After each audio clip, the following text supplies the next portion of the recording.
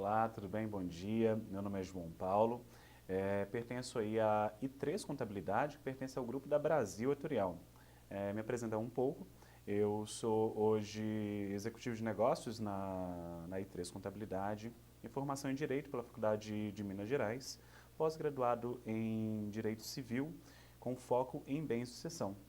E hoje nós iremos abordar alguns aspectos da contabilidade voltada ao terceiro setor e principalmente o que isso vai influenciar na vida dos senhores diretamente. Mesmo que nós estamos num momento de regulação, um momento de muitas incertezas, então eu trouxe hoje o Vlad, que é um dos sócios hoje da I3, referência aí dentro do mercado mutuarista voltado à contabilidade, e a gente vai bater um pouco um papo, poder conversar, entender alguns pontos que são muito importantes, né, para a realidade hoje do negócio, principalmente ali em prática, a contabilidade em prática, visto a importância, né, da contabilidade dentro de um setor muito específico que é o terceiro setor, né, o setor mutuarista e principalmente voltado para a pretensão veicular. Bom dia, Vlad, tudo bem? Bom dia, João. Tudo jóia? Deixa eu me apresentar aqui um pouquinho também, né? Primeiro, bom dia para quem está assistindo. Acho que o pessoal está chegando aí ainda. Até a gente ter um espacinho para o pessoal chegar, né? Como o João falou, sou o Vlad, sou sócio aqui da I3 Contabilidade, junto aqui com o Rio, com o Cristiano, com a Gabriela. E já estou aí nessa caminhada de contabilidade, já vai fazer um bom tempo aí, uns bons 15 anos. Então, sou formado em contabilidade, quase colega de direito aqui do João, né? 90% advogado. Pós-graduado em Direito Tributário, Gestão Estratégica, Auditoria e Perícia.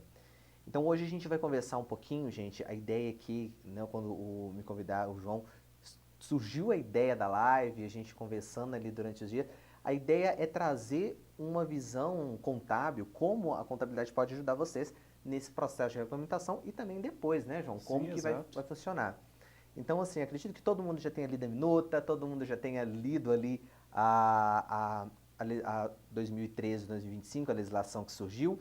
Então, a ideia hoje aqui não é trazer artigos, falar números de lei, mas dentro desse entendimento do que é ali a minuta que a SUSEP publicou recentemente e essa legislação, como que a gente enxerga esse cenário hoje e como que a contabilidade ela pode te auxiliar nesse processo de regulamentação e qual que é a expectativa disso para depois da regulamentação. Não vou estender muito aqui não, deixar o João seguir, porque senão eu tomo a fala dele aqui. Não, excelente. Então, ô Vlad, uma das perguntas que eu gostaria de fazer a você é como a contabilidade do terceiro setor, quais são as diferenças entre a contabilidade no geral, a contabilidade empresarial, ela se diferencia da contabilidade do terceiro setor.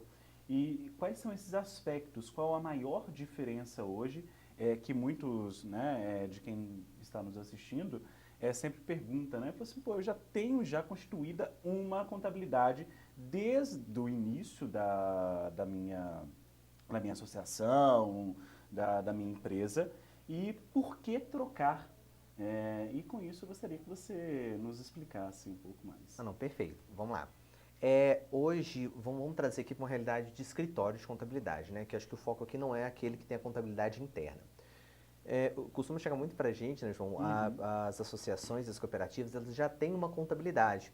E normalmente eu sempre falo, não quer dizer que o seu contador ele esteja fazendo a coisa da maneira errada. Ele está seguindo ali os padrões, né, de escrituração, de débito e crédito, de montagem e elaboração dos demonstrativos contábeis. E a contabilidade focada aí nesse terceiro setor, ela surge como diferencial porque é um segmento que legalmente a gente tem normas federais, inclusive normas contábeis, que são específicas para esse terceiro setor. Sim. Então tem ali, vamos tratar de norma contábil, né? Eu tenho a ITG 2002, que ela trata da contabilidade aplicada ao terceiro setor. Eu tenho ali um plano de contas referencial, que é um plano de contas, né? Para quem aí não sabe a linguagem contábil, plano de contas é um emaranhado de códigos, vamos trazer nesse sentido, aonde eu vou determinar ali o que é meu ativo, o que é meu passivo, o que é meu patrimônio líquido, o que é o meu o meu patrimônio social, que aí dentro da cooperativa de associação muda, né? A gente não tem Sim. ali a figura necessariamente do patrimônio, do capital social, mas do patrimônio social, uma vez que o patrimônio ele é o conjunto de bens ali daquele aglomerado de pessoas, daquelas pessoas que decidiram se associar, né? E aí você como advogado vai saber falar talvez mais que eu. Livre associação, está lá na Constituição Federal, né? Então, a contabilidade voltada para esse segmento, ela trata dessas particularidades dentro da norma contábil específica. Ela vai ter um espelho ali também dentro das normas empresariais também, especialmente a 6.404, que é a lei que a gente dita lei das SAs, porque ela traz algumas questões ali, ainda mais agora, nesse momento de regulamentação, necessidade de termos ali uma conformidade fiscal, uma conformidade contábil, uma conformidade financeira, que os controles internos, que os processos de governança, que os processos de gestão, eles sejam muito bem alinhados e transparentes. Sim. Então, a contabilidade focada no terceiro setor, ela sai ali daquele dia a dia usual de debitar e creditar e traz alguns demonstrativos e algumas apresentações de relatórios um pouco mais específicos. Vou trazer aqui um exemplo muito claro. Na contabilização das mensalidades. Eu tenho ali dentro do CPC, da ITG 2002, que é a norma contábil que trata, o formato específico que eu tenho que contabilizar isso. Então, como que eu vou lançar isso ali? Vlad, eu tenho que fazer ali a separação do que é taxa administrativa, do que é mensalidade de fato. A associação ela não tem uma receita, a cooperativa ela não tem uma receita em função de uma prestação de serviço ou de uma venda de um bem. As receitas dela são as doações, são recebendo as contribuições, vamos Sim. tratar as mensalidades como um formato de contribuição. E necessariamente eu preciso escriturar isso da maneira correta, eu tenho que ter um reflexo disso no meu DRE da maneira certa, eu tenho que ter um reflexo disso dentro da minha demonstração de mutação do patrimônio líquido, que é uma demonstração obrigatória, de maneira que seja clara. E muitos contadores, às vezes, naquela contabilidade de massa, esquecem, por exemplo, de notas explicativas. Que é o detalhamento, né? Exato. E aí a contabilidade voltada para o terceiro setor, especificamente agora nesse momento de regulamentação, falando do segmento de proteção mutualista, entra muito nesse sentido, de entender, às vezes, ali o estatuto, porque muitas vezes é negligenciado o estatuto, você lê ali uma vez só para pegar ali a composição do patrimônio social, e esquece que ali dentro existem também critérios de transparência que devem ser seguidos dentro da escrituração contábil. Exato. Assim, falei bem resumidamente, né, mas acho que deu clareza para quem está assistindo, entender que nesse momento agora, onde a gente trata de uma minuta que já está ali muito bem arranjada, que eu via de regra acredito que não tenha grandes mudanças no que diz respeito à parte contábil. Uma legislação que saiu recente, a necessidade de transparência, ter essa contabilidade que vai entender que eu preciso de um plano de contas bem detalhado, que eu preciso de demonstrações muito claras, quais são as contas que precisam estar abertas, quais as contas que podem ser mais sintéticas, é fundamental. Sim. E é impreterível que exista essa transparência por parte das associações, principalmente no âmbito contábil, vez que nós já pegamos, né, nós sempre pegamos casos de de muitas associações, de muitas proteções veiculares, que passam por isso. Essa foi ontem, salvo engano, ontem ou antes de ontem, que uma cliente, né, que veio nos procurar, que participou inclusive da imersão de proteção veicular mutuarista do Henrico, trouxe, né, aquela ausência de transparência por parte da contabilidade no geral.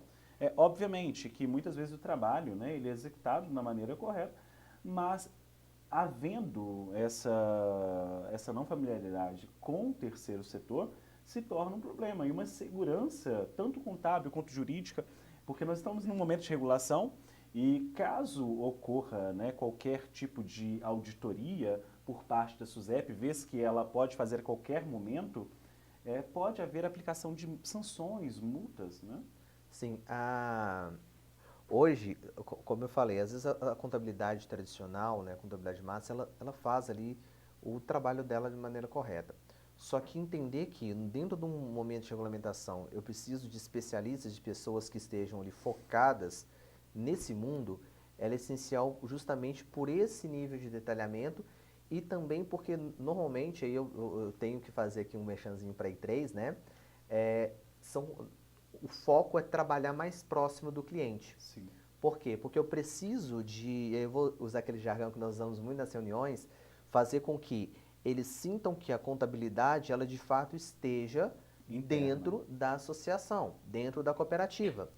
Porque vez ou outra vão ter processos que são muito dinâmicos, que seja ali uma prestação de contas, que seja um questionamento que um associado ou que um cooperado faz, até mesmo em via judicial ou alguma via administrativa, que se você não entender o escopo daquele processo, se você não entender o nível de detalhamento e não entender as particularidades daquele setor, e aí quando eu falo de particularidades eu não falo simplesmente de norma contábil, eu falo também de regulamentações acessórias que orbitam em torno desse processo, e é muito natural que associações tenham empresas também que orbitam ao redor dela, ou seja, sempre um diretor ele pode ter ali a sua empresa de reboque, a sua oficina. Como que eu trato isso, né? Existe algum tipo de impedimento? Como que eu crio uma transparência para que isso não transpareça e não pareça que seja um negócio fraudulento? Exato, até mesmo porque, por via de regra, antes era um setor que não havia tanta, né, não havia esses olhos voltados da SUSEP por parte deles e muitos operavam sem notas, né? Então, hoje, com esse momento de regulação, essa presença de uma contabilidade especializada vai fazer toda a diferença, porque vem esse aporte, né? O que eu trago muito dentro dos meus atendimentos e sempre pontuo muito, tanto eu, o Vlad, é sobre essa transparência por parte do cliente e para que ele se sinta, né, a todo momento amparado. Não é só no momento da contratação do serviço ou ele entrou para a contabilidade, tanto que o nosso time ele é muito enxuto. Visando isso, é muito mais qualidade. Nós visamos e buscamos muito isso para que o cliente ele se sinta mesmo, né?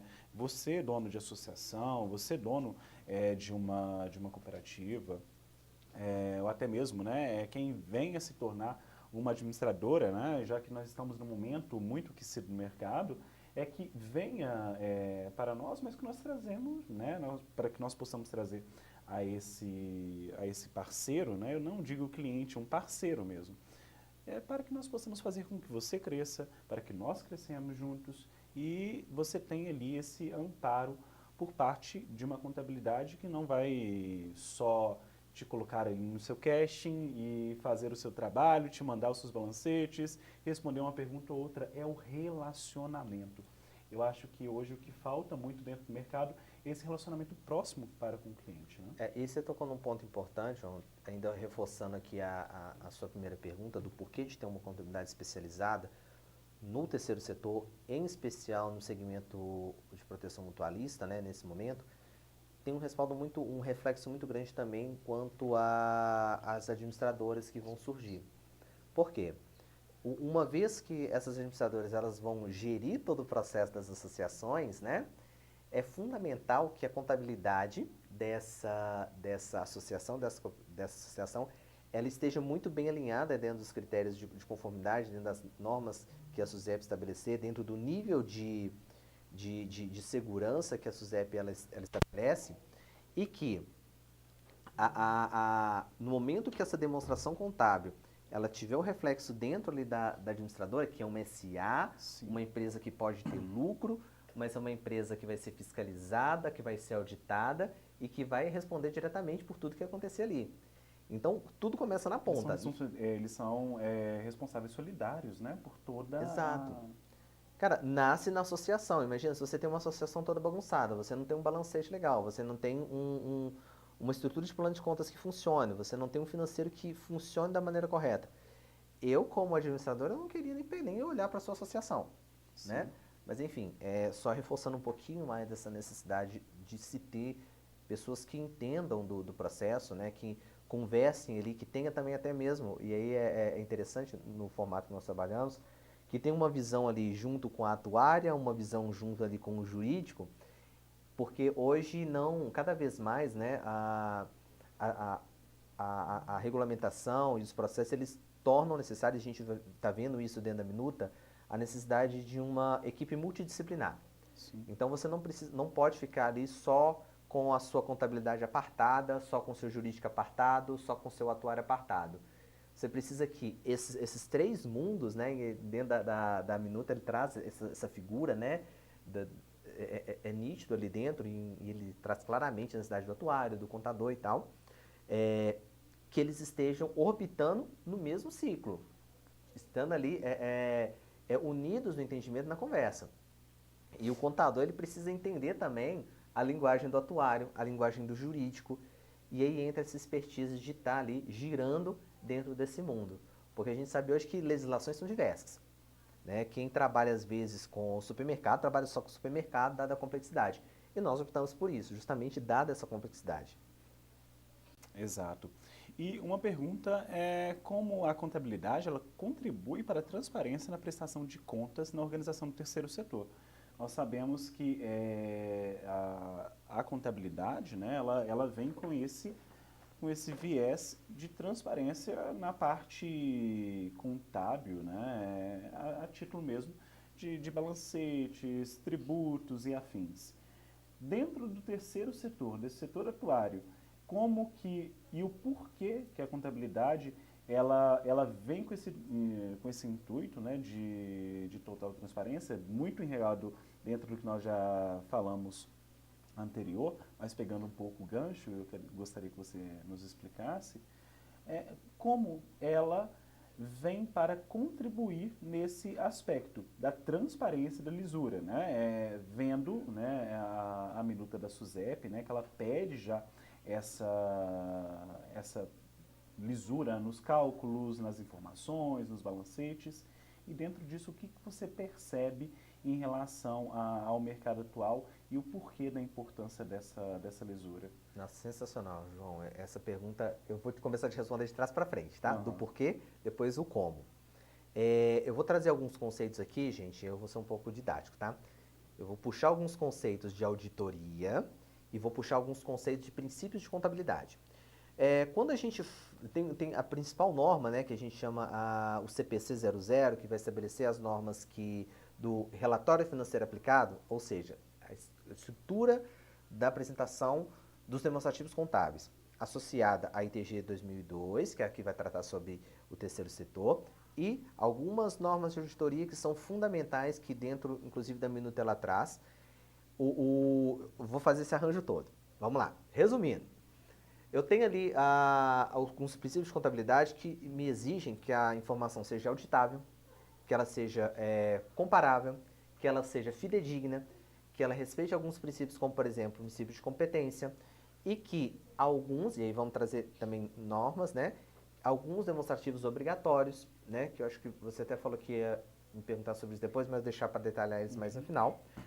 E dentro desses conceitos, né, de contabilidade, dentro desses princípios de contabilidade, que hoje não estão mais dentro de uma resolução como era antigamente, agora eles estão espalhados em toda a norma, justamente porque são fundamentais na formação da escrituração, é o momento que a contabilidade ela se torna útil para essa transparência. Porque você há de concordar comigo, se eu tenho uma informação que é auditável, uma informação que é comparável, uma informação que é fidedigna, e tratar de fidedignidade, gente, não quer dizer que a informação vai estar ali 100% perfeita. Porque, inclusive, eu vou puxar o conceito de auditoria, a ideia da auditoria não é trazer segurança total ao demonstrativo, mas sim que ela traga uma segurança razoável, ou seja, para que aqueles stakeholders, para aquelas partes interessadas, para aqueles que necessitam de ter acesso à informação contábil, eles consigam de maneira clara e segura pegar aquele demonstrativo e entender que os números que estão ali eles sejam transparentes. E aí a gente pega toda aquela informação contábil, aquele volume de informação, transforma em um retrato daquele momento, né, que é o balanço patrimonial, é o balancete, em alguns momentos o livro Razão, que vai trazer o detalhamento ali das informações com mais critério, né, dia a dia, e apresenta isso ali na sua assembleia, na sua auditoria, que seja, de maneira que quem pegar aquela informação tenha segurança de que aquilo está certo. E se alguém quiser comprovar de alguma forma, auditar de alguma forma, consiga pegar relatórios financeiros, documentação, até mesmo por meio de entrevistas, que são algumas ferramentas de auditoria, né, que a gente não carece falar aqui, e comprove que aquela informação faz sentido, que aquilo que está ali é real, que aquilo que está ali, mesmo que haja algum tipo de distorção, que é natural, visto o volume de informação, que é uma que a gente chama de auditoria de uma distorção não relevante, que seja alguma coisa ali que seja aceitável a padrões. Exato, Né? porque ela não é tão protuberante, né, às vistas do auditor, né, que venha fiscalizar, né? Não é nem bem nesse sentido. É mais no sentido de que, quando eu falo, e trazendo, já trazendo o como também, né? Quando você traz ali o seu demonstrativo contábil, vamos pegar, você pega uma associação hoje, normalmente eu tenho aí no mês 1.000 notas de serviço lançadas. Uma nota ou outra pode ser que eu inverta algum número e digite errado. Ok. Quando eu falo que a demonstração ela tem que ter segurança razoável, é que eu não posso, e eu vou trazer um exemplo público aqui, não diz respeito à associação, mas vocês vão entender o nível que eu estou falando. A questão da Americanas, né?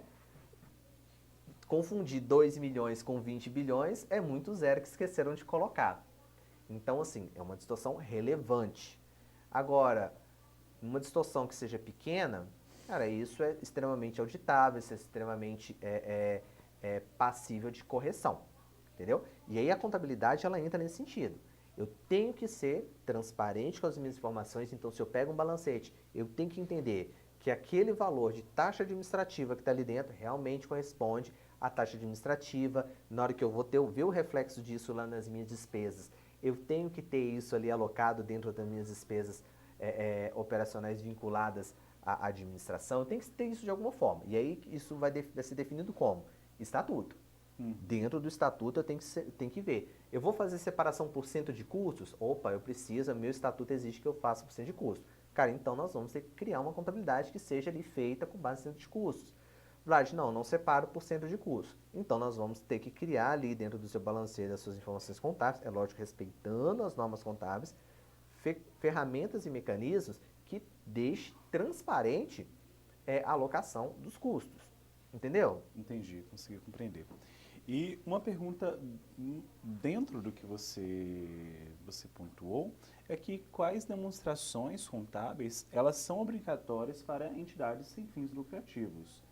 Você já falou sobre os balancetes, sobre o livro. O livro diário, o livro razão. Exato, o livro diário, o livro razão. E com isso nós gostaríamos de entender. Até mesmo porque acredito, né, que não tenham só pessoas de proteção veicular, né? Há outras entidades que podem estar nos assistindo e eu gostaria que você desmembrasse um pouco mais quais são esses demonstrativos contábeis que são necessários. Ah, perfeito. E nisso aí eu acho que a Suzep ela foi linda na hora que ela trouxe ali os requisitos contábeis dentro da minuta. E eu duvido muito, acho que é impossível que isso altere. A gente hoje, a gente tem a ETG 2002, a gente tem a 6.404 e a gente tem agora também a regulamentação da SUSEP. Demonstrações contábeis obrigatórias. Balanço patrimonial obrigatório, não tem como fugir, tem que ter o balanço. Balanço patrimonial, demonstração de mutação do patrimônio líquido, demonstração de fluxo de caixa, e essa demonstração de fluxo de caixa, ela tem que ser, eu entendo, tá? Que ela tem que ser aquela feita pelo que a gente chama de método direto, literalmente, é você pegar ali, entrou dinheiro e saiu dinheiro, e chegou no final o resultado, e a que a gente chama feita pelo método indireto, que eu tenho que separar ali investimento, financiamento, que eu tenho que separar ela em 3 graus.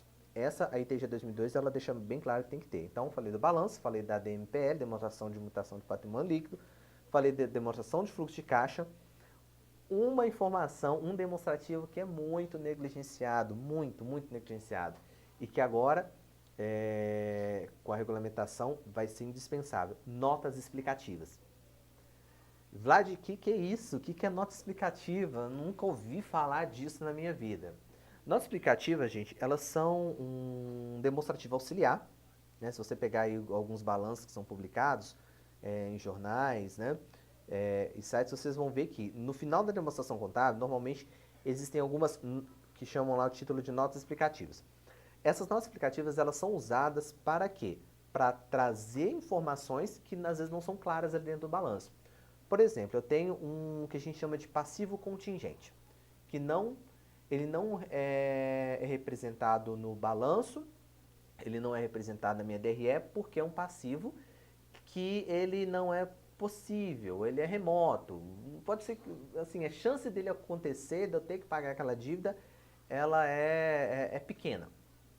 Então a norma contábil fala que eu não jogo isso para o meu balanço, eu não jogo isso para a minha demonstração contábil. Ele não se torna um passivo, ele... Isso, porque ele não é ele ainda não é mensurável, ele não é possível, ou Até seja... mesmo porque não há certeza sobre o Isso. pagamento ou não desse recurso. Exatamente. Aí, Vlad, como que eu mensuro isso? Se é possível, se esse passivo deve ser registrado ou não? Se ele vai, se essa é passivo, gente, mudar, né? Essa possível despesa, né?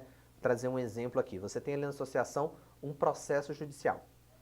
E aí você chega, João, você é advogado, olha aqui para mim. Qual que é a chance desse processo aqui dar ruim, a gente tem que pagar isso aqui?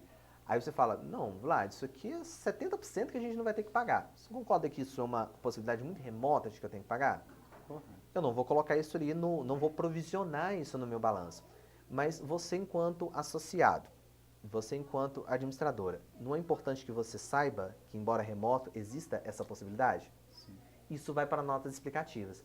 Eu usei esse exemplo, gente, para quê? Para que vocês entendam o porquê dessa nota explicativa e, de fato, ela é muito negligenciada, tá? Muito mesmo, percebo que ela é muito negligenciada. Esse é um exemplo pequeno, mas vamos trazer ali outro exemplo também. Você tem contas no seu balanço patrimonial que são ali, elas saem com uma linha, né? Ativo, passivo, você tem ali no seu balancete despesa com alguma coisa. E às vezes você não tem clareza do que está ali dentro. Então você vai fazer o quê? Você vai pegar essa nota explicativa e lá nessa nota explicativa falar a conta tal, da despesa tal, corresponde a isso, isso e isso.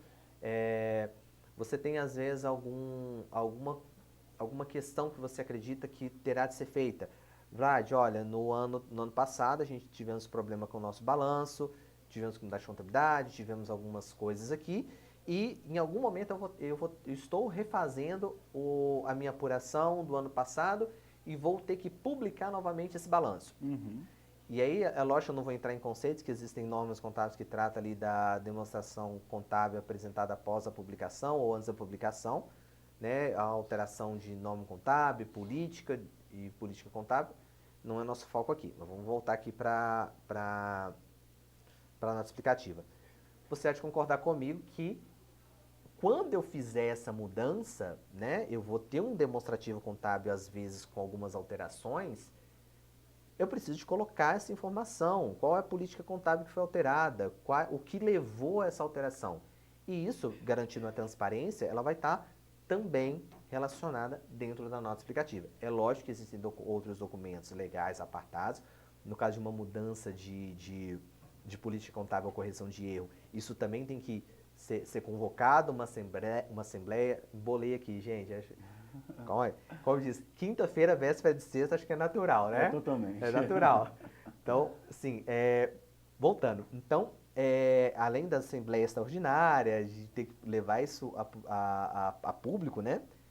No momento da assembleia, você tem que ter isso lá na sua nota explicativa. A título de demonstração, né? Sim, um evento inesperado, uma provisão que você tem que fazer, um fundo de reserva que você deseja constituir, né?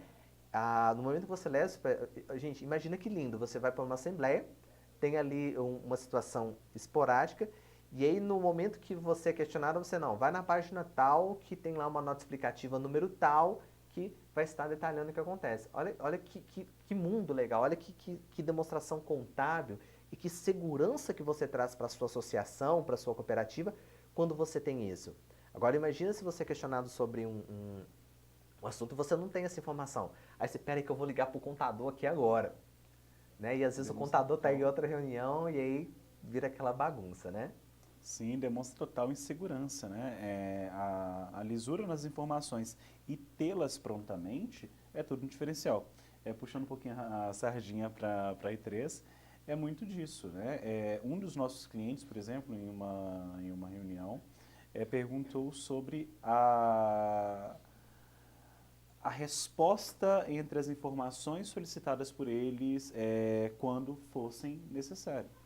E o que eu trouxe muito pontuando isso com o cliente, da resposta, mesmo que ela não seja possível ser dada naquele momento, mas ao pedir, né, o nosso time está totalmente empenhado a dar essa resposta para o nosso cliente o quanto antes possível.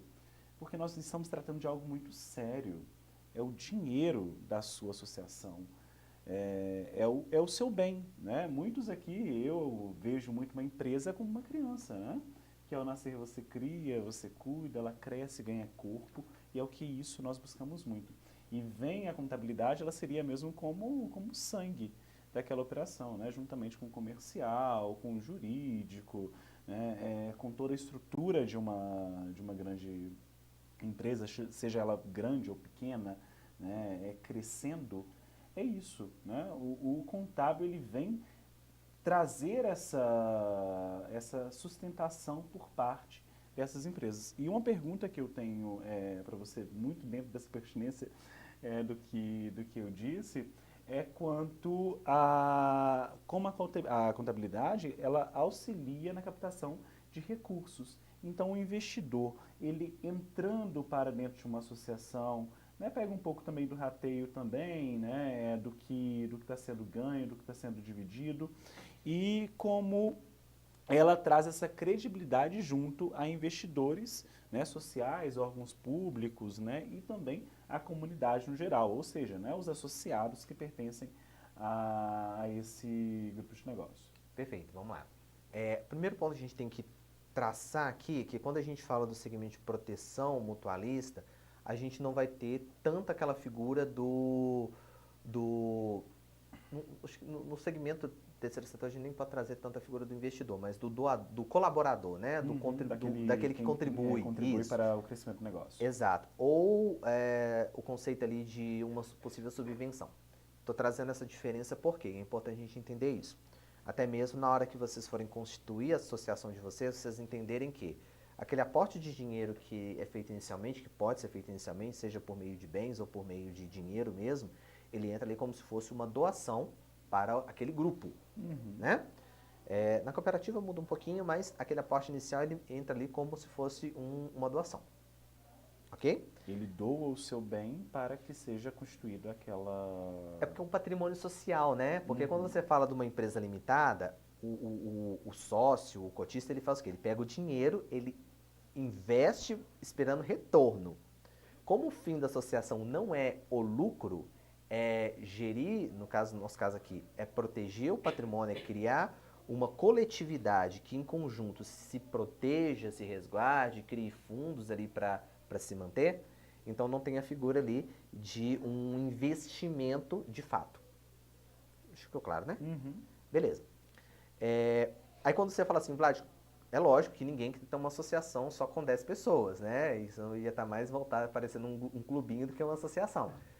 Tá certo que clube do bolinha. A ideia é que a sua associação cresça, e eu entendo que esse crescimento ele é saudável, necessário e até traz mais segurança para quem está ali dentro do grupo. Mas a contabilidade ela vai ajudar no momento de trazer essa captação, porque uma associação ela tem ali o comercial, ela vai vender, ela tem que, via de regra, né, fazer com que as pessoas entendam que, opa, eu posso confiar, eu posso deixar o meu carro ali, eu posso deixar a minha casa, eu posso deixar o meu celular, né, que a gente tem isso também, a segurança ali para os iPhones, né, que são mais caros.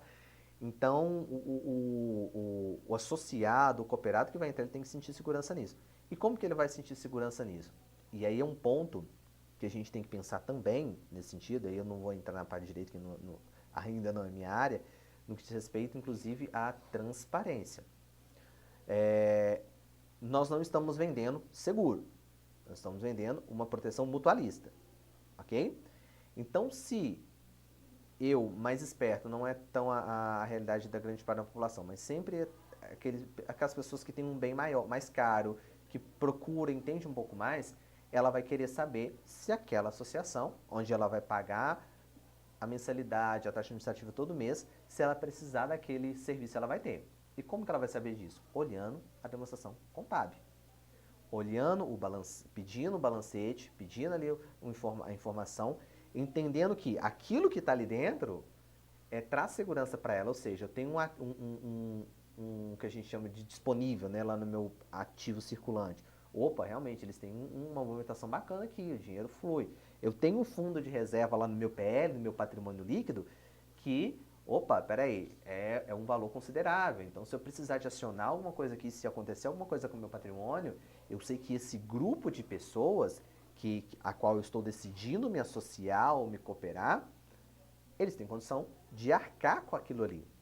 Gente, Vlad, mas eu tenho ali meu carro, às vezes você está assistindo aí a gente, não é de associação, não é de nada.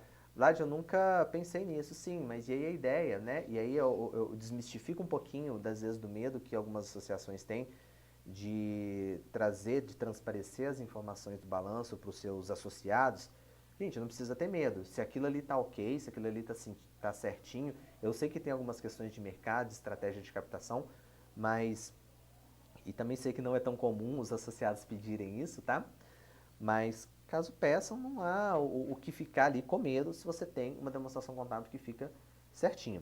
E aí, trazendo isso, né, aí vai para uma questão mais estratégica que eu imagino da associação, quando você tem uma cooperativa, uma associação, que ela está muito bem é, embasada no que diz respeito às partes jurídicas, se o contábil dela está redondinho, se você tem ali a sua questão de rateio ok, sua taxa administrativa está ok, o seu balanço patrimonial, a sua DRE, ela está ali estruturada e com as informações adequadas, você pode se sentir seguro opa, agora eu vou expandir. Se eu estou atuando numa região, cara, agora por que não atuar em outra? Agora o contrário, inclusive a gente teve alguns clientes essa semana que nos questionaram quanto a isso. Vlad, eu quero crescer, eu quero crescer, eu quero crescer, mas o meu contábil está uma bagunça, eu não tenho, algumas declarações não foram entregues, eu pego meu balanço, eu não tenho ideia do que aconteceu aqui no ano passado, a DRE que me apresentaram não faz o mínimo sentido com aquilo que eu tenho no meu financeiro. Eu quero crescer, mas eu estou com medo. Porque se bater alguém aqui na minha porta, se algum associado se sentir lesado e quiser me processar, eu não tenho nem o que apresentar.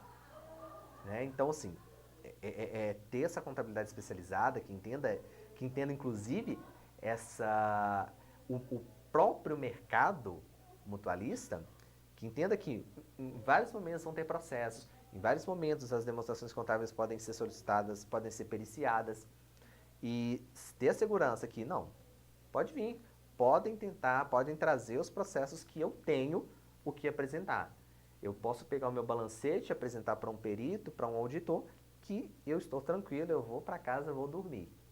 Não, e algo muito legal é que dentro, o que eu achei fantástico da resolução da SUSEP, nessa parte, né, pegando um pouquinho do direito, né, dentro da parte civil, né, trazendo essa segurança e essa responsabilidade civil por parte das associações cooperativas, enfim, do setor mutualista.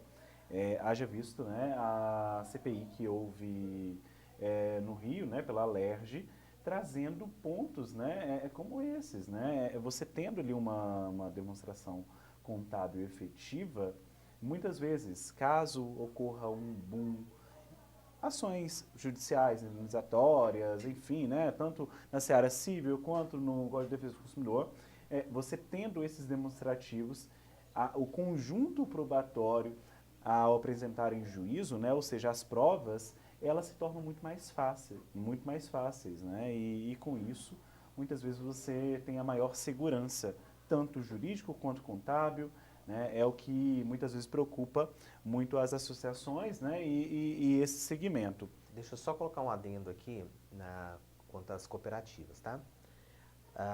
As cooperativas, uma parte da receita delas é tributada. Que a gente, via de regra, a taxa administrativa ela tem que ser tributada, beleza? Agora imagina, e aí na cooperativa a coisa fica um pouco mais séria porque você tem fiscalização é, do órgão municipal, estadual, federal, ou às vezes dos três. Agora imagina se São você... três olhos ali. além do risco de ter um processo, de alguma coisa. Agora imagina se você não tem uma contabilidade que consiga, que entenda a necessidade dessa taxa administrativa, não entenda o que é um ato cooperado. Opa, vai me dá um exemplo disso. Eu preciso contratar um reboque. Esse reboque, ele não é um cooperado, ele não está dentro da minha cooperativa. Então, esse valor, esse dinheiro que tramita ali, inclusive o valor arrecadado em função daquilo que vai ser pago, tem que ser tributado, ok? Vlad, tem como fugir disso? Tem como, né? Trazendo esse cara para dentro da cooperativa. Mas isso aí, né, caberia uma outra live, que é um assunto bem complexo. Agora, imagine se você não tem uma contabilidade que consiga, né, que às vezes trabalha ali no volume, que não consiga pegar a sua cooperativa, estudar ela, entender o processo e você cai numa malha fiscal, por exemplo. Ou a própria associação com a venda dos salvados. Né? Se você não tem uma prática de rateio correta, porque se você, pense comigo, você teve ali vendeu um salvado, né? E esse valor é receita para a associação, concorda? Uhum. Qual é o reflexo natural disso? Se eu tenho uma receita em função de um evento ocorrido, automaticamente, naquele período ali, talvez, a minha mensalidade, o meu rateio, ele vai diminuir, porque entrou um dinheiro ali, ok? Agora, se eu não consigo demonstrar isso, pode ser caracterizado como uma venda, eu saio do propósito da associação e eu passo a ser tributado dentro daquele valor que foi a venda do salvado. Olha pra você ver que sério. Vladimir, isso acontece todo dia. Acontece todo dia. Nunca foi fiscalizado, graças a Deus. Mas quando houver, e se houver, e acredito que agora vai ser. aconteça. Agora vai ser. Entendeu? Agora vai ser. Por quê?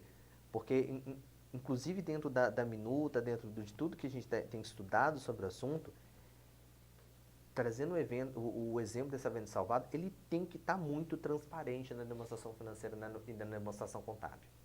Porque, gente, a gente está às vésperas de uma reforma tributária. Sim. Tende-se o fisco a diminuir o poder arrecadatório em função da reforma tributária.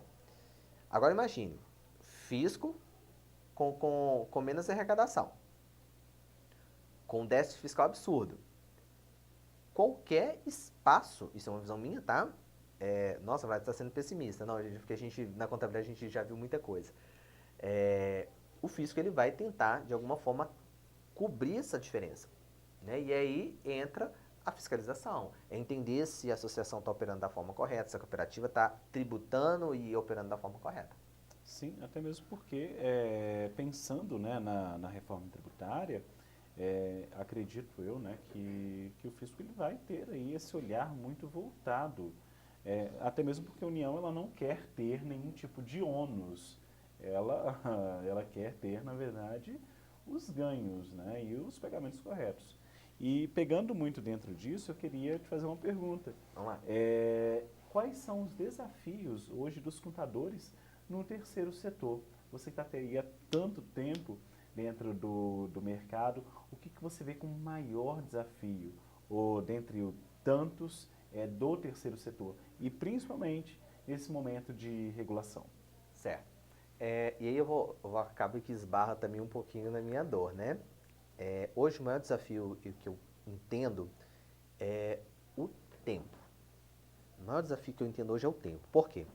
Hoje, quem trabalha com contabilidade sabe, a gente não tem ali aquele recesso forense como os advogados têm, nem dá tempo de ter. Uhum. Então a gente tem um volume absurdo de informação, a gente tem, estava até comecei a escrever um artigo recente sobre imunidade tributária, e tem um artigo do IBPT que ele fala, que ele mapeou de 88, desde a Constituição do Brasil até agora, Da última Constituição. Isso, da última Constituição de 88 até o final do ano passado, foram editadas mais de 780 milhões de normas tributárias no Brasil. Ou seja, dá mais ou menos ali umas 800 e poucas por dia útil. Coisa pra caramba. E o contador tem que acompanhar isso. Imagina. Então, a questão do tempo. O tempo de adaptação também a essas normas, novas normas que estão surgindo agora da SUSEP. A insegurança que a gente tem quanto ao que de fato vai ser a resolução final. E muito, e aí na parte mais prática, do desconhecimento, e aí eu não falo que é culpa das associações da cooperativa, dos nossos próprios clientes, desconhecimento do quê? Do que eu tenho que fazer? Como que eu tenho que fazer? Por que eu tenho que fazer? E aí é um pouquinho, estudando um pouquinho de direito, né, que eu percebi, o contador tem que estudar, gente. O contador tem que ler, tem que estudar demais. Para quê? Para que eu consiga orientar o meu cliente. Que ele está focado ali em prestar um bom serviço dentro da sua associação, dentro da sua cooperativa, em fazer com que ele não tenha ali questões que vá levar ele para o judiciário. Então, um desafio também, né, seria passar essa orientação para o cliente. Porque às vezes o contador aqui também não está preparado, porque ele não tem tempo para estudar, não tem tempo para correr atrás. E aí entra no foco que às vezes é muito melhor você nichar, que é o que a gente fez aqui, vamos focar na proteção mutualista, vamos focar na associação de proteção. Por quê? Porque você consegue meio que tapar um pouco os olhos para o resto e focar só nesse mundo aonde você está ali agora. Então eu consigo estudar normas contábeis, consigo estudar resoluções, consigo estudar o que os conselhos de contribuinte às vezes estão decidindo ali sobre cooperativas, consigo parar o meu time uma vez no mês e treiná-lo, porque o meu fiscal está focado em quê? Em cumprir obrigações acessórias, porque se não cumprir é multa. O meu contábil está focado em quê? Em manter uma escrituração contábil muito, muito próxima do fiscal, para que, caso precise de um balancete, esteja ali. Então, tendo essa operação um pouco mais enxuta e mais nichada, a gente quebra um pouco desse desafio, que é o desafio do conhecimento, de entender o processo, entender a operação. Acho que esse é o maior desafio, João. É o tempo, né, e a gestão do conhecimento. Perfeito.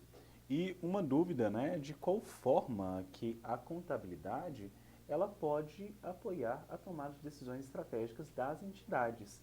Como que a gente, né, hoje, a I3, a contabilidade no geral, ela pode ajudar nessas tomadas de decisões estratégicas? Né? Porque quando diz, eu assim, pô, será que a contabilidade do Vlad, a I3, ela vai dar pitaco em alguma decisão que eu tome? Como que você vê isso e como a I3 hoje ela contribui dentro da tomada de decisões estratégicas das entidades, dos nossos clientes? Como isso é feito? É dado alguma dica? Olha, esse investimento ou isso que você está pensando em fazer não é legal, não vai ser bacana para o seu negócio? Como que é feito? Perfeito. A contabilidade, gente, como por exemplo, como o direito, como outras profissões, ela não é uma atividade fim. A gente está no meio, literalmente a gente está no meio, né? Então, muita das coisas que vêm, elas chegam até a gente no momento que nós somos provocados. Ou seja, pretendemos tomar essa decisão. Quais os impactos que isso vão ter e qual a visão da contabilidade frente a isso? Esse é um processo natural e que acho que toda contabilidade acaba tendo. Quando o cliente nos provoca a fazer uma análise crítica do que ele pretende decidir e nós ali como meio, nós nunca definimos para o cliente o que ele tem que fazer. Mas o que eu falo? Nós damos opções. Então, olha, cliente, dentro desse cenário, o que você pode fazer é isso, isso e isso. Os prós e os contras são esses aqui, e aí você passa para o decisor, que ele, né, o gestor, até mesmo por ele ser o responsável por aquele processo, é ele que vai tomar a decisão. Então, a contabilidade ela auxilia nesse meio. Vlad, vocês vão dar pitaco na minha operação? Às vezes nós vamos. Às vezes a gente vai. Por quê? Porque às vezes acontece, e aí é um outro ponto, que a contabilidade consultiva, vamos trazer esse conceito de contabilidade consultiva, ela atua, que é quando o cliente não nos provoca, que é o que hoje, né, se tem buscado com mais afinco, especialmente aqui conduzindo a operação da I3, né, A todo momento eu estimulo o time a ter essa postura mais consultiva e mais proativa. Que é o quê? Quando, como atividade de e-mail, você pega aquela informação, compila aquela informação, analisa e identifica possibilidades de melhoria, identifica riscos ou identifica outras oportunidades, talvez até mesmo de investimento. Por exemplo, se eu pego ali uma associação, entendo que o financeiro dela não está adequado, aí é o momento que eu vou fazer o quê? É a parte consultiva. Ó, associação, vem cá, vamos conversar. Olha, eu preciso que, é interessante que você melhore os seus controles nesse ponto, é interessante que você adote um critério de avaliação ou de parametrização interno do seu financeiro dessa forma. Ou até mesmo, já aconteceu muito, a gente sair daqui, pegar o carro mesmo lá no cliente e falar, deixa eu sentar aqui com o seu financeiro, deixa eu entender o que está acontecendo, porque a informação não está chegando clara. Então, assim, em alguns momentos a gente vai sim dar pitaco lá dentro para poder sugerir melhores. Mas é claro, o poder de decisão ele sempre vai estar ali na mão do presidente, né? Então, a gente pode auxiliar dessas duas formas, quando provocados diante de uma situação e trazendo essa ideia da contabilidade consultiva. Porque assim, senão joga por terra o que eu falei no iniciozinho aqui da nossa live. A ideia não é que vocês sintam que vocês têm uma contabilidade interna, que nós sejamos uma extensão da associação, da cooperativa de vocês. Então, nós trazemos essa visão mais consultiva, um olhar mais técnico, mais próximo do cliente. Posso citar um exemplo, não está ligado à proteção veicular, uma cooperativa de transporte, né? Que ela chegou para a gente tributando tudo, tributava tudo. E aí a nossa analista fiscal pegou e falou, opa, peraí, não tem condição, tem que ter alguma coisa, né? Ela não conhecia ainda o segmento de transporte, ela estava pegando ali. E aí com essa função consultiva, o que ela fez?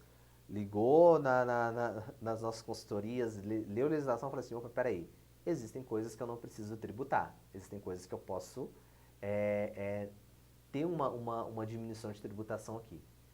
Né? E aí, dentro dessa mesma cooperativa, né, nós fomos provocados a avaliar uma outra situação. Então, é um exemplo claro, né, onde a gente atua como consultivo e atua também no momento que é provocado. Sim, e é muito importante, né?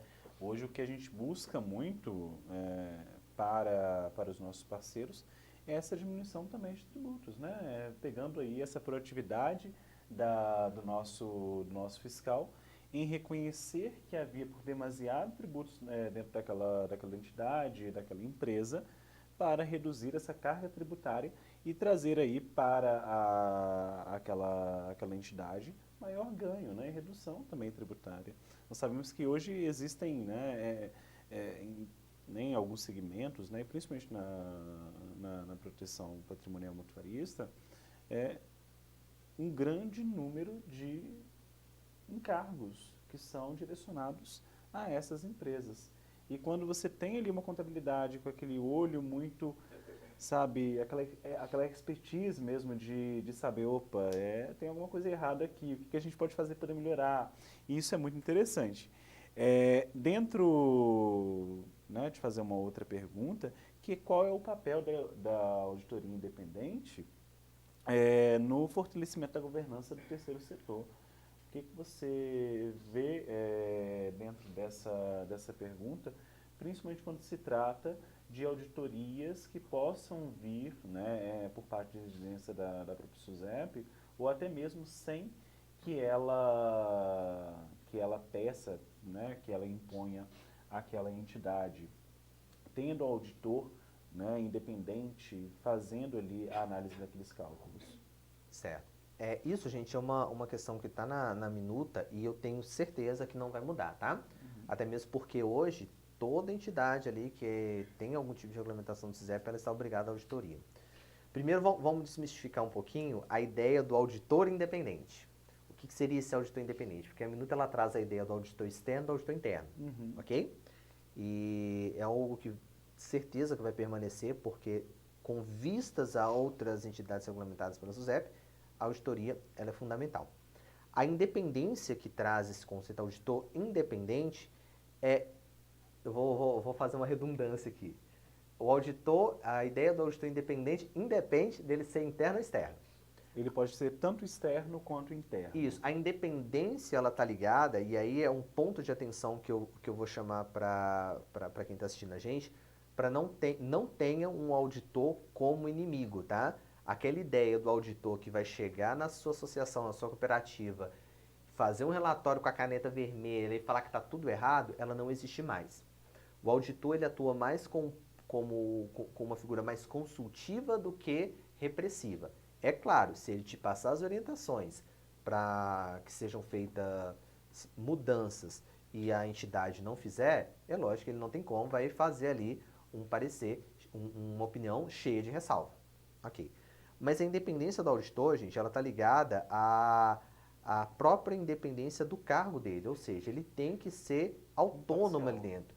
Ele não pode estar vinculado, às vezes, à diretoria. Ou seja, nossa, eu estou subordinado à diretoria, então por estar subordinado à diretoria, às vezes eu vou fazer as coisas de acordo com o que eles peçam. Não, o auditor ele tem que ser independente no que diz respeito à condução dos trabalhos, às técnicas de auditoria que ele vai utilizar, a elaboração do seu relatório, a emissão da sua opinião. Então, a independência, ela vem nisso. Vlad, por que você trouxe essa introduçãozinha?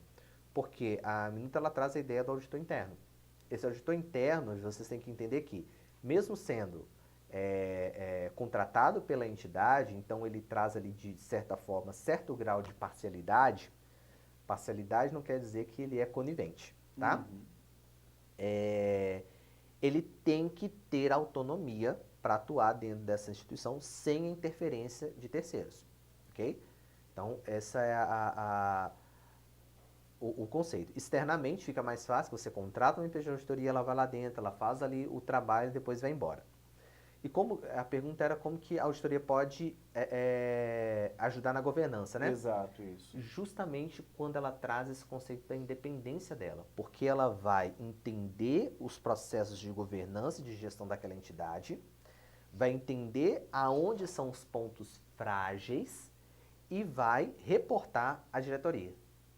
Para que a diretoria ela possa fazer aí esse fortalecimento desses pontos frágeis, né? Ele entra muito naquela primazia da impessoalidade, né? Ele é totalmente impessoal ao que se dispõe dentro da empresa. Ele tem que fazer um relatório bem conciso, informando, né, o que há né, de melhorias a serem feitas dentro daquele negócio, é isso? Isso, exatamente. A gente traz o conceito ai, gente, fugiu a palavra aqui agora, que é vou mudar aqui o conceito para a palavra, porque fugiu mesmo. O auditor, o que ele vai fazer? Ele não vai emitir uma opinião do achismo dele. A opinião dele tem que ser uma opinião profissional baseada em questões técnicas. Uhum. Então, por isso que eu falei para vocês, não tem o auditor como inimigo. E aí ele vai ajudar dentro desse processo de governança, porque ele vai estar literalmente atuando dentro validando os processos de governança, né, dentro os critérios, os princípios, as regras, os POPs, os manuais, as demonstrações contábeis, porque o auditor, mesmo o auditor contábil, ele não se restringe apenas à demonstração contábil, porque vocês vão concordar comigo que a demonstração contábil ela é um retrato do processo interno de governança, de compliance, de conformidade daquela entidade. Então é aí que o auditor independente entra. É onde ele vai identificar os gargalos, onde ele vai identificar os processos que precisam de melhoria, apontar isso para a entidade, reportar isso para a entidade, né? E a entidade deve entender aqueles processos. Vlad, o auditor apontou uma coisa aqui que não faz sentido. Aí chama esse auditor, apresentar a justificativa, mas apresentar de forma fundamentada aquela justificativa para que ele adeque ali talvez a sua opinião. Ou se não tiver justificativa, realmente acatar aquela opinião do auditor e melhorar os processos. Então vamos entender o auditor independente como alguém que está ali para não fiscalizar a entidade, mas para trazer segurança razoável, como eu falei no iníciozinho, segurança razoável àquela entidade, as demonstrações financeiras, as demonstrações contábeis. Então, gente, o auditor chegou, apontou algumas coisas, dá atenção para ele, entenda o que ele está dizendo, porque o auditor não é seu inimigo. O auditor é quem vai, de fato, te ajudar a garantir que a sua associação, a sua administradora, ela esteja em conformidade, evitando que você tenha problemas judiciários, que você tenha ali processos administrativos, que você tenha ali uma gestão que lá na frente faça com que o seu negócio não prospere. Então, dentro desses conceitos, tá? E assim, gente, o auditor ele vai ser o cara chato. Ele vai ser Seu o pelinho. ele vai ser o cara chato. Por quê? Porque ele tem que auditar. Ele vai às vezes entrar na diretoria e falar: eu preciso desse relatório, eu preciso desse comprovante. Olha, a minha cooperativa ela tem uma oficina interna aqui. Beleza, eu vou querer ir lá na oficina, eu quero ver como é que está sendo feita a compra das peças. Eu quero ver como que funciona aquilo lá. Então o auditor ele vai para o chão de fábrica também. Ele não fica só ali no escritório analisando documento, não. Até uma técnica de auditoria é isso. Às vezes ele vai lá mesmo no lugar, às vezes ele vai conversar com o porteiro. Ele vai estar aí, ali em loco, né, para poder saber mesmo e sentir a temperatura, de fato, como que está acontecendo, né, muito além do que se apresenta em papéis, pelo computador, pelo celular. Ele Isso. quer ver, de fato, o que está sendo feito, né? Você vai concordar que você só consegue entender se aqueles princípios de governança escritos ali no estatuto e nas normas, nos princípios da entidade estão sendo cumpridos, não é sentado numa mesa vendo papel, Uhum. né? Você tem que ir lá e entender como que a gerente de RH está conduzindo o pessoal, como que o rapaz da troca de óleo está fazendo essa troca, né? Ah, peguei demonstração de contato, caramba, tem esse custo aqui com óleo lubrificante, está muito caro, está muito alto. Peraí, traz para mim os documentos. Não, o documento é certinho, tem nota fiscal, tá pago, tá tudo ok. Tá, mas por que isso aqui o custo disso tá muito alto? Aí o auditor vai fazer o quê? Vou lá na oficina, deixa eu entender. Ah, não, beleza, eles compraram aqui muito óleo lubrificante, mas eles não estão usando isso. Tá, quem que é o responsável pela compra do óleo? É o fulano de tal, fulano de tal. Aqui, por que você comprou esse tanto de óleo? Olha, auditor, porque esse óleo específico aqui, que é o melhor do mercado, daqui 3 meses ele vai ter um aumento de tantos por cento. Então, como ele tem uma vida longa maior, para não diminuir a qualidade da nossa prestação, o que eu fiz? Eu já antecipei e comprei anteriormente. Ah, ok, então isso está ok. Então significa que nós vamos ter um estoque maior durante um tanto tempo. Ou até mesmo, possivelmente, para identificar uma fraude. Ou, peraí, tá tendo ali algum acordo, alguma coisa. Vamos tratar isso. Conseguiu entender a Já ação pega já né, na fase embrionária mesmo e já Isso. corta já o cordão umbilical ali para que não tenha nenhum problema, né, futuro. Isso. Conseguiu entender a ação do auditor? Sim. Entender também que o auditor ele não é o inimigo, ele é como diz, eu vou usar o termo do Homem-Aranha, não, o amigo da vizinhança, né? E uma outra pergunta Lua, tem alguma pergunta na live por enquanto? Não? E como a lei, né, a legislação brasileira, ela trata da estruturação contábil das entidades filantrópicas e mutualistas. Certo. A gente já meio que no caminho aqui já foi falando um pouquinho, né? Uhum. Hoje, vamos focar, trazer a luz do nosso segmento, que é a proteção mutualista. Hoje a gente tem que fazer como se fosse um joguinho de Lego, né? A gente não tem uma legislação única, Uhum. né?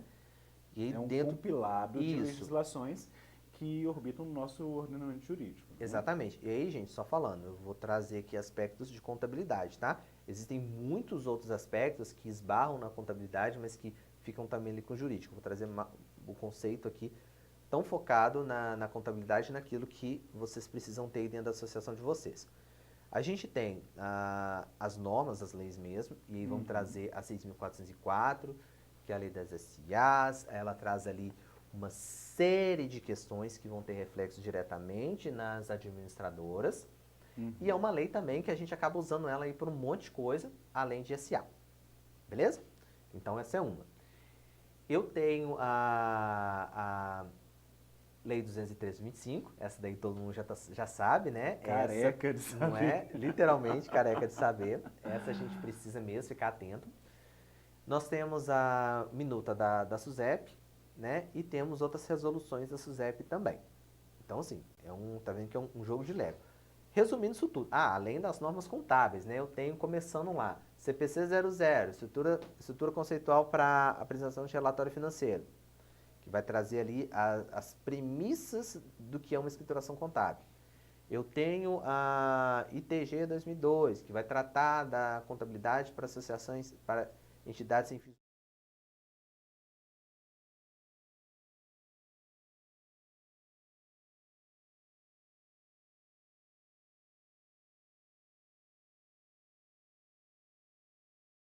para atuarem dentro das administradoras. Tá, então essas holds, quando elas receberem ali o rendimento dessas administradoras, receberem o lucro delas, o que eu tenho que olhar? Eu tenho que olhar o CPC 18, o CPC 32, que vai tratar ali da participação em coligada, demonstrações contábeis em conjunto. Então, é um monte de norma. Eu tenho que pegar um pedacinho de cada uma e ir juntando. Aí eu vou trazer um conceito do direito, né, aplicado ao caso concreto. Ou seja, tem que ver o que está acontecendo ali, qual que é o propósito, o que você pretende e como a sua associação e a sua cooperativa opera, para que a gente puxe a norma adequada e aplique a ela. Tem coisas que são gerais, tem coisas que são padrão. Então, eu tenho que respeitar a estrutura conceitual pela elaboração de um balancete, de uma DMPL, de algumas coisas. Tenho que respeitar o que está escrito na ITG 2002 para a contabilização das mensalidades, do rateio. Eu tenho que seguir uma estrutura bem alocada da minha DRE, e aí já vem uma novidade, a gente vai ter alteração na DRE, saiu a nossa norma contábil, hoje ela é alinhada com as normas internacionais. Então saiu recentemente, que está para entrar em vigor, uma nova estrutura para DRE. Então, Vlad, qual que é o impacto disso? Então, inclusive nisso, né, a gente tem que ficar atento também às normas internacionais de contabilidade que refletem aqui dentro. Então, está ligado a isso, entender essas minúcias, né, da legislação contábil, além de como pronunciamentos técnicos, eu vou voltar no estatuto, porque o estatuto ele é um contrato, né, e o contrato, via de regra, ele se torna lei entre as partes, né? Uhum. Então, o que está ali o contrato também acaba sendo uma norma. Instruções normativas da Receita Federal, essa aos montes, que eu costumo brincar que instrução normativa e solução de consulta da Receita às vezes manda mais do que lei. Então, esse compilado de coisas, João, fica até difícil trazer aqui uma listinha de legislação e a gente... São muitas, né? E assim, eu até me perco um pouco na hora de falar um pouco delas, porque são diversas. Por exemplo, se eu for tratar de uma cooperativa, vamos pegar uma cooperativa aí que, além da proteção mutualista, opera aí, por exemplo, com transporte de carga. Eu vou ter que vir no regulamento CMS. Uhum. Né? Ou preste algum serviço de mecânica, ou de oficina, alguma coisa, ou de reboque. Eu vou ter que ir na legislação municipal entender aquilo ali. Ou que tenha uma sede que ela usa para alugar. Opa, eu vou ter que ir lá na norma contábil. Como que isso está escriturado? É um patrimônio de investimento? É um ativo que deprecia, não deprecia? Entende? Uhum. Então, assim, é estudar o caso, e aí vem a particularidade, mesmo cada associação que chega para a gente é se debruçar em cima dela, cada cooperativa que chega para a gente é se debruçar em cima dela e entender aquilo, e aí vem a ideia da equipe multidisciplinar, né? Deixa eu ir ali na Tamires da Atuária e entender o que está acontecendo ali com o rateio a taxa administrativa dessa cooperativa ou dessa associação. Deixa eu ir ali no Filipão para entender como que é a gestão de rateio dessa daqui, o que está acontecendo. Opa, deixa eu ligar para o pessoal da Way aqui para entender a estrutura dessa associação, dessa cooperativa, para que eu reflita isso aqui dentro da contabilidade.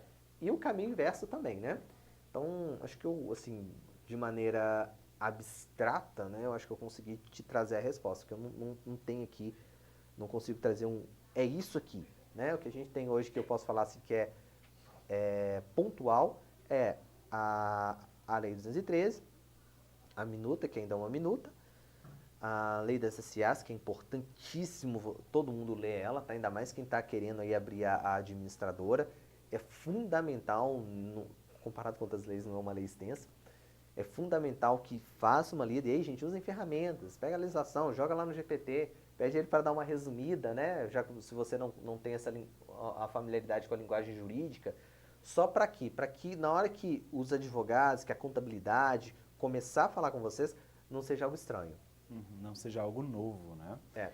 E pegando um pouco desse ponto da holding, é entender dentro desse aspecto das entidades. Essa holding, ela vai ter que cumprir as mesmas exigências, por exemplo, de uma associação, criando essa empresa? Tá. Gostaria de entender um pouco mais. Beleza, vamos lá. A holding, ela vai ser uma pessoa jurídica que vai ter participação dentro da administradora. Exato. Beleza? Ela é uma cotista, ela tem ações lá dentro. Ela pode, via de regra, agir como um tipo de controladora.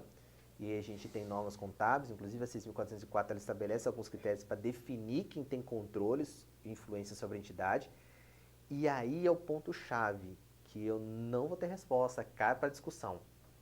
Como que tem que ser essa constituição dessa holding? Porque existem vedações dentro da minuta que impedem que o presidente da associação seja também acionista ali dentro. Acionista da holding. Né? Que parentes em linhagem reta, né? Estejam ali também ali dentro. Ligados. Aí, ok, então eu abro uma holding, eu coloco essa holding como um investidor, compra ações preferenciais dessa administradora, ela atua como controladora ali dentro, ela gere as decisões. Caramba, e eu aqui sou o presidente da associação que está dentro dessa holding. Eu entendo que vai haver um mapeamento disso para evitar esse tipo de arranjo societário. Por quê? Existe dentro e eu posso estender um pouquinho, porque é a área que eu sou especializado, dentro do conceito de planejamento tributário, que é a teoria chamada teoria do propósito negocial. Que é o quê? Você cria arranjos societários com o único fim exclusivo de reduzir cargas tributárias e criar vantagens para um grupo econômico. E também segurança patrimonial, né? Aí que tá, isso no Brasil é proibido. Esse arranjo societário com o único fim de criar vantagem, ele não pode. Inclusive, quando diz respeito à questão tributária, os conselhos contribuintes tendem a desconfigurar esses arranjos. E eu entendo que esse mesmo conceito, que é muito utilizado no direito tributário, ele vai ser aplicado também dentro desse arranjo societário de possíveis holdings que vão surgir para atuarem como controladoras dentro da administradora. Aí vem uma dúvida. Para que eu tenha uma holding, é necessário que eu constitua também uma administradora ou são empresas, negócios diferentes? Não tem nada a ver uma coisa com a outra. A administradora é uma pessoa jurídica X que vai ter ali, constituindo no formato de sociedade anônima, né? Exato. E a holding, não. A holding... Ela é uma empresa. Vamos tratar a holding como uma pessoa. Ela é uma pessoa que vai ter ações dentro da administradora. Ou seja, o capital vai ser aberto, ela vai ter ali aquelas cotas e com isso ela vai poder administrar. Isso. Só que a fragilidade vem no quê? Quem que vai ser o sócio dessa holding? Aí teria que ser apartado, né? É esse o entendimento que eu estou tendo tido, né? Que eu percebo que entra dentro da questão do propósito negocial, que é o quê? Se eu sou presidente de uma associação, constituo uma holding exclusivamente para exercer controle sobre a gestora, eu entendo que isso vai ser minado, isso não vai poder, porque senão perde o propósito da vedação lá do artigo 6º da minuta. Aí pegando dentro disso, da administradora, por exemplo, né, ela tem alguns critérios para instituir ali, né, quem vai ser o presidente dessa administradora. Então, reputação ilibada, conhecimento técnico. Na administradora, ela vai pedir também para quem for constituir essa holding, por exemplo, essas mesmas exigências, conhecimento técnico, reputação ilibada, que não deveria ser uma exigência, deveria ser uma obrigação, vez que para se construir, uma organização, uma entidade digital envergadura, seria necessário mesmo, né, não ter nenhuma mácula durante a sua vida pregressa, né? Vai exigir essas exigências da CNSP para se ser presidente dessa holding, por exemplo? Certo. Aí eu vou fugir da sua pergunta. Por quê? Porque acaba entrando numa questão muito mais jurídica do que contábil, Aham, tá? E aí eu corro o risco aqui de trocar os pés pelas mãos, aham. né? Mas eu Mas na vou, parte contábil. eu não vou deixar a resposta toda incompleta. Algumas coisas são obrigatórias. A minuta ela traz a obrigatoriedade de um contador Uhum, agindo ali. Ele pode ser contratado externo ou ele tem que estar interno.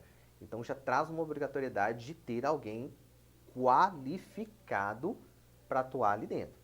ou seja, a competência A técnica. competência técnica. Traz a ideia também do atuário.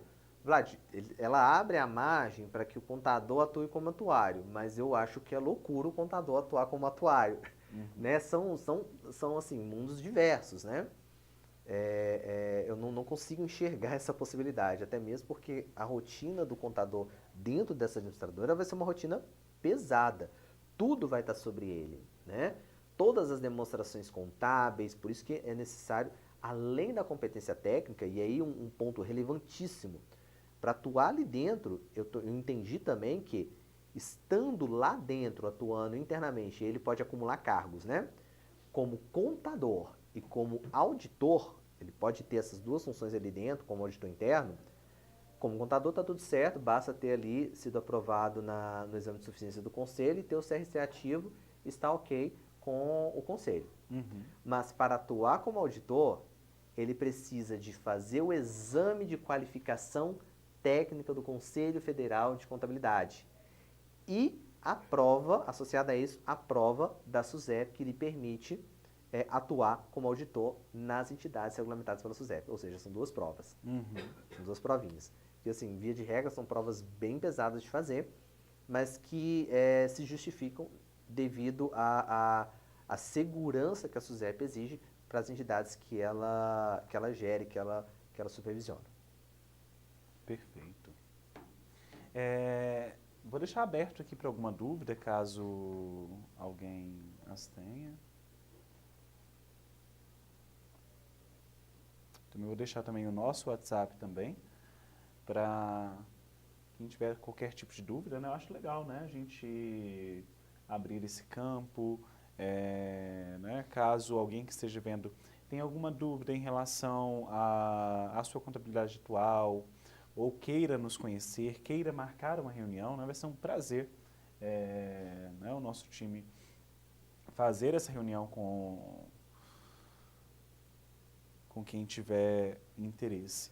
E assim, gente, não só às vezes você está super satisfeito com o seu contador, mas quer saber se aquilo que está sendo feito está de acordo, não tem problema. A gente também traz essa questão consultiva, tá? Então, traz aí as demonstrações contábeis para a gente, deixa a gente fazer essa validação para vocês, passar a orientação, a gente já fez isso com algumas associações, para que vocês comecem a seguir. Como a gente falou, a gente tem hoje uma equipe multidisciplinar, né? A I13 ela é parte de um corpo, né? Ela é, Uhum. ela é parte de um todo. Então hoje nós temos aqui a atuária, o jurídico, agora a contabilidade, justamente para poder abraçar esse mundo que é a proteção patrimonial mutualista. E assim, eu entendo que a contabilidade, gente, ela é fundamental nesse momento. É um momento onde você, se tiver alguma coisa para se adequar, para se ajustar, né? A hora de tratar é agora. Esse é o momento. E o mercado está muito aquecido, sabe? Seja para contabilidade, seja para constituir uma administradora, para abrir uma associação, para abrir uma seguradora. O momento está muito aquecido. O momento é esse. Eu acredito muito que esse é o momento de ganhar dinheiro mesmo, para que os senhores possam é, criar mais corpo dentro da sua organização. Então, se tiver dúvida, né, mesmo que a live seja para fins contábeis, eu tenho dúvida na minha parte contábil, mas eu também tenho interesse futuro em constituir uma administradora. Nós por isso mesmo, né, a Brasil Editorial ela vem, né, trazendo esses componentes, né, os seus braços, né, a contabilidade fazendo o seu trabalho juntamente com o jurídico que é o EI, juntamente com a Brasil Editorial. Então é um corpo, né, que se faltar uma pecinha ali faz toda uma diferença. Então é o que a gente busca muito isso. Ah, eu já estou satisfeito com a minha contabilidade, não quero mudar ela, mas eu gostei muito desse cara aqui, do Vlad, entende demais, eu quero uma consultoria. Então, beleza, chame a gente, eu vou compartilhar aqui o nosso link do WhatsApp para que vocês possam nos chamar, para que possa tirar as dúvidas, marcar ali uma consultoria. Vlad está aqui à inteira disposição para dirimir qualquer dúvida, né? Eu também estou aí para atendê-los, né, prontamente e visando muito isso, né, muito mais do que clientes. Nós queremos parceiros, parceiros para que a E3 possa crescer cada vez mais, para que vocês possam crescer cada vez mais, e é muito isso. Perfeito. Ninguém perguntou. Ninguém Vamos deixar perguntou? pro povo. O pessoal deve estar tímido. Teve uma perguntou se a live vai ficar disponível. Sim, ficará. Ela vai ser gravada, né? Excelente. Perfeito. Então, agradecer ao pessoal que esteve aqui com a gente. Agradecer a todos. Gente, muito obrigado para quem esteve aqui, tá? Eu vou disponibilizar. Desculpa, Vlad. Vou agradecer a todo mundo que esteve aqui. Eu sei que é um assunto muito denso, muito complicado ainda de entender. Assim, tá todo mundo num mar de incertezas também. Mas dentro daquilo que a gente já tem, sintam-se seguros em nos procurar, em tirar dúvidas, tá? Porque é interesse nosso também que esse segmento ele não morra, ele cresça. Tá certo? Então vou agradecer quem ficou com a gente aqui até agora. Muito obrigado. Véspera de sexta, né? Então já desejem um excelente final de semana para todo mundo. Tem? Ótimo. Vamos lá.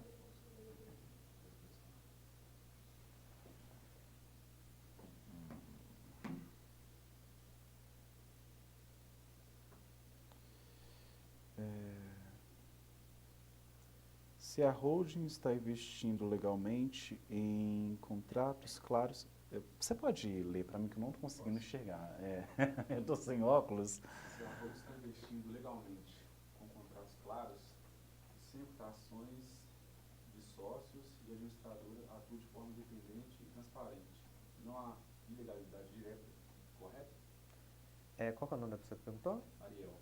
Ariel, bom dia, Ariel. Vamos lá. É o que eu falei, eu não vou trazer um conceito aqui jurídico, tá? Trazer uma visão contábil e dentro daquilo que está ali na minuta.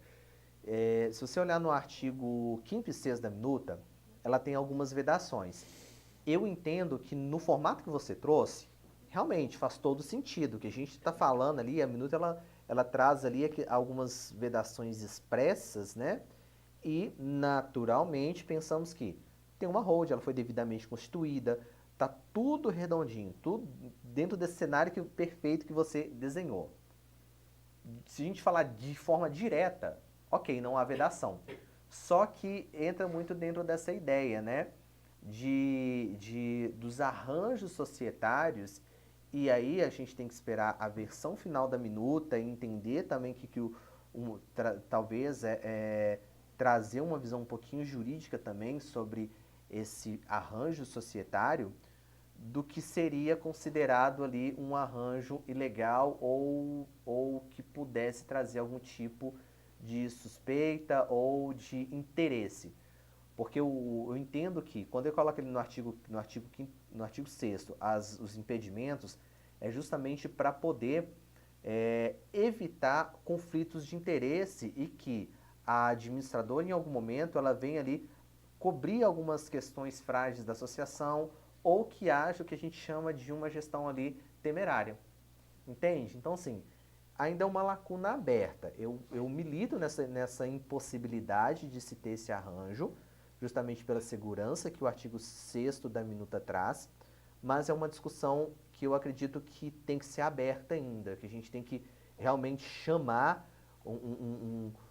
trazer uma visão jurídica, trazer uma visão aí de alguém talvez que a gente pode até ver a questão de uma outra live, trazer o pessoal da UE aqui para discutir isso conosco, sobre esse arranjo da administradora, tá? Então, assim, não consigo te dar uma resposta exata, é dessa forma. Até mesmo pensando, né, que ela deve ser isenta, né? Então, mas ainda como não há nada muito claro, não saiu ainda tudo, a gente tem que aguardar. O momento mesmo é de incerteza, mas só teremos certeza pós, quando tudo já estiver, né, solto, né, a CNSP, juntamente com a SUSEP, ela estipular bem, né, essas informações. Né? Sim, é porque lá no artigo 5º, João, ele traz realmente ali algumas vedações expressas, né? E aí dentro dessa questão da constituição da ROD, para exercer um controle sobre a gestora, realmente fica essa lacuna ainda dessa fragilidade do arranjo societário, né? Mas como eu disse, é uma discussão que a gente tem que trazer realmente o jurídico para a mesa, junto com a contabilidade, para poder chegar aqui num entendimento. Sim, excelente. Mais alguma?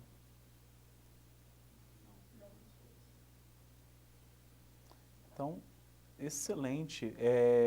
Você disponibilizou o link do WhatsApp?